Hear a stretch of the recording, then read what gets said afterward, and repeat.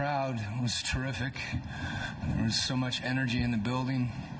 And obviously, it was a heck of a game with a lot of swings. There's two things to me that really stood out.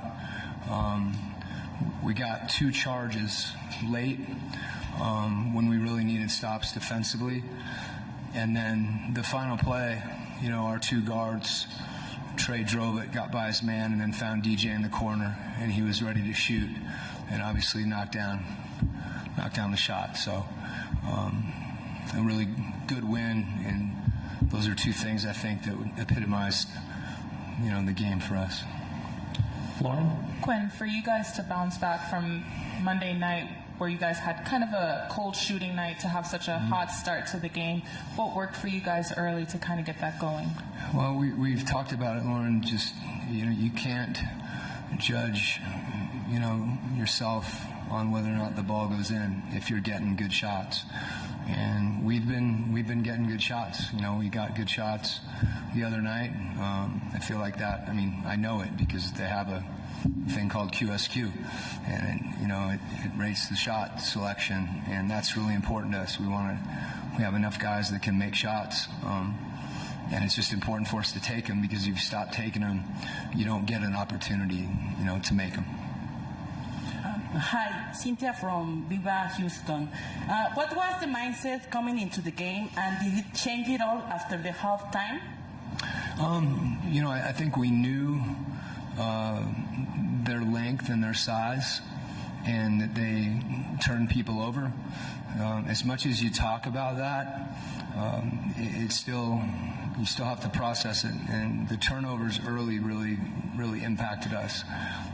And then, they're just big, and I thought we started it. We talked about rebounding the ball at halftime, and down the stretch we were able to get some big rebounds, and that's a collective thing. Against a team like that has that size and length, can't just try to jump for it. We've got to be more physical, and I thought our guys came up with some rebounds that were, in a crowd when everybody had an impact. So, and then I guess the other thing we talked about at halftime is, as we said, to, keep driving and passing it out when they collapsed, and we keep shooting the ball. Over here, third row on the aisle. Jorge Herrera, Convoy Network. Coach, yesterday we were talking about how this group keeps excelling themselves. They just go up and up and up. Now that you have this tough win, as a group, how do you feel with these guys that they don't give up? They just keep on shooting, as you were saying, and they take these kind of wins. Well, I think the biggest thing tonight was our defense got better as the game progressed, and that's a key for us. If we can, we may not be the best defensive team, but we've got to be connected and play together and be the best defensive team that we can be. And that just takes, a commitment. If we can do that, we can get out and run. And, it's early in the year, and as I've said before, we just want to keep getting better. And sometimes, these experiences, whether, even coming here is part of the experience. And then obviously being in such a close game and having the lead and losing the lead and, continuing to play, as you said, that's a lot of lessons to learn and take forward. Third row. Hi, Coach. Nicolás for El Universal Deportes. Tonight, Trey Young equaled the mark for most points in a game in Mexico, and he also gave the last assist for DeJounte. What can you say about Trey's performance tonight? Well, I think obviously, early in the game, really through the first half,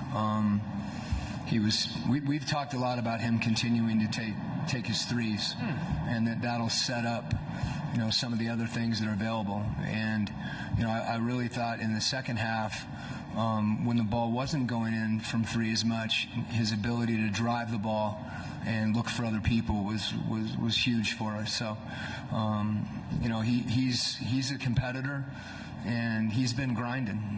He really has, and I feel like he's had some really good games. Tonight, he got to see the ball go in the basket, and he deserves that because he's kept a great focus, in defending and doing those things and trying to make other people better.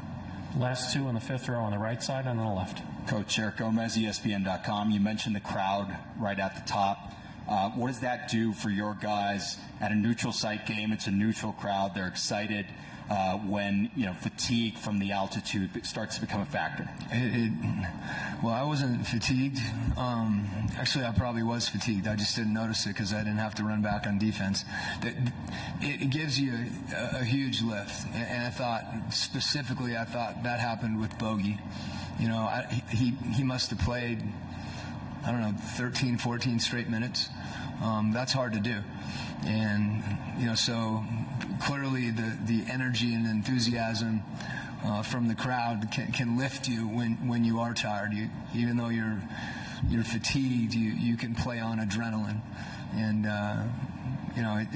it's fun to be a part of the game down here. It's been I'd say that whether we won or lost, I truly would. Last one on the left side of the aisle. Coach Quin, Paco Vega, Yo Soy de Basket MX. You play with nine players and Orlando Magic with 10. In another Mexico City games, San Antonio Spurs won against Suns in overtime, accumulating 240 points due to accumulate 229 points. So maybe it was a good game, but I look your players tired in the last quarter. Yeah, well, we found a way to play through that at the end. It was a strange game from a substitution standpoint because Onyeka got hit in the mouth and had to go back and get stitches, so Clint played longer. Bruno came in and gave us a short stint, but really important. DeAndre and Jalen were both in foul trouble at certain points. So our team has been really good about adjusting to substitution patterns. And to me, when you're tired, you just have to be more tough mentally. Thank you, Coach. Thank you. Coach Mosley will be right